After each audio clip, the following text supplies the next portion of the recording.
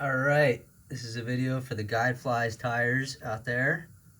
This is our special rusty spinner that we're going to be tying up for the upcoming spring season here. So we're going to use a beige or brown thread if you have it, some cheeky UV fluorescent white material for the underbody and ribbing, some Vivus body quill in brown or rust, and some crinkle hair for the wing material, and some rusty spinner dubbing, your favorite, whatever you like. So, oh, and then a little Coke de Leon for the tail fibers. I like that better than microfibbits or just about anything else. So we're gonna start our thread right where we're gonna put the wings on, so I don't tie in front of that. So keep a real thin underbody with these. These are a fly that has got to float up on the surface after it's like been spent out from mating and stuff, so it's going to be all thin and almost invisible. So just a few fibers off that tail. We're going to make it about as long as the body there. Just transfer fingers. And I'll set that on the side of the hook there and let the thread roll that over. Apologize if I'm bumping the camera there. And I'll just tie that forward to make a nice underbody. Then I'm going to take a piece of the body quill.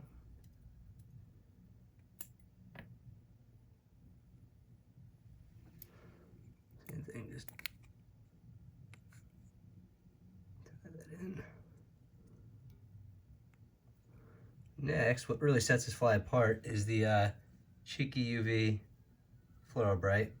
That stuff glows in the dark like crazy, and for the evening hatches, if you want to stay a little later and see your fly, kind of maybe bring up a few extra fish, this stuff has worked really well for us. So just want to cut it to a point.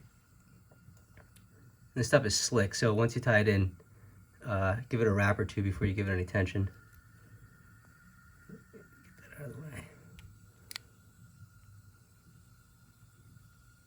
Just catch that point.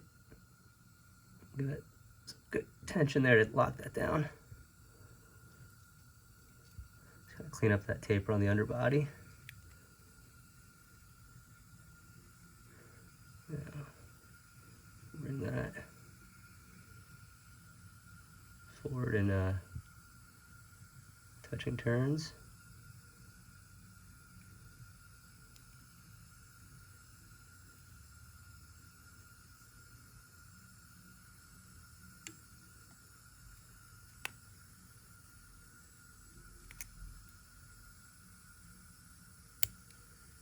I'll set that off for now.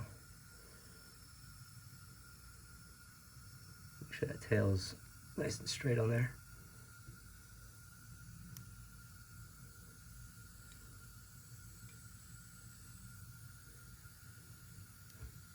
You can always use a Copic marker on this if you want to darken it up, but these are usually pretty translucent. I'll give it a few wraps back over just to build the taper and give it some coloration.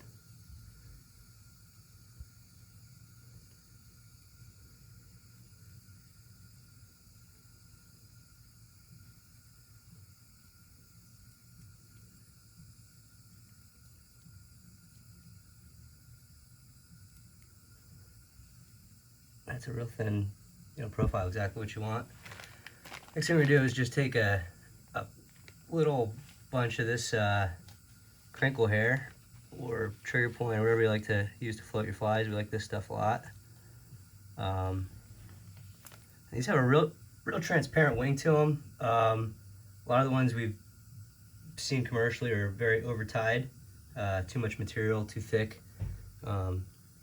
No more than that. This is a 14, so we'll use a little bit extra on this one.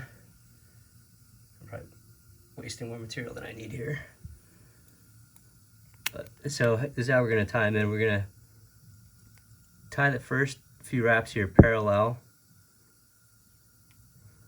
Then we're going to turn these wings and do some figure eights, like when you set your dumbbell eyes.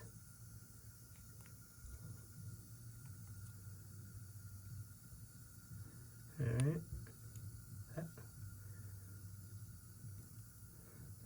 Just bring that behind. Now, next thing we're gonna do is put our dubbing on here in just a little bit of your finest dry fly dubbing in rust color. Usually use Skeeter Fuzz, but that's all down at Guanaja. So just a real fine noodle dubbing there. Less is more.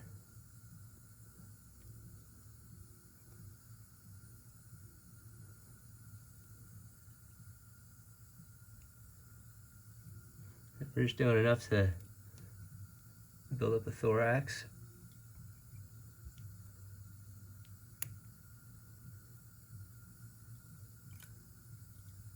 That's it. So now, since we used the light thread, we're going to use a little Sharpie here just to finish the fly.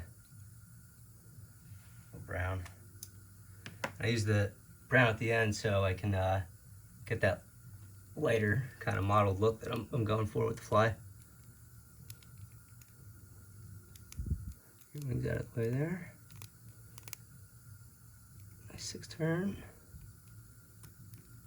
A little glue after we trim the wings down. So now, next thing you want to do is you want these wings to be a little bit longer than the body. So I'm just going to use my scissors as a gauge there. So I can measure how high to cut.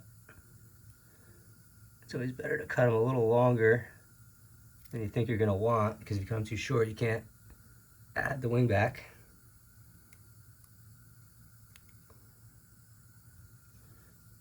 That's about it. We can always trim that down a little bit more or make it even if you want, but I'd rather do that. Leave them longer, and you can do that on the river. That's it.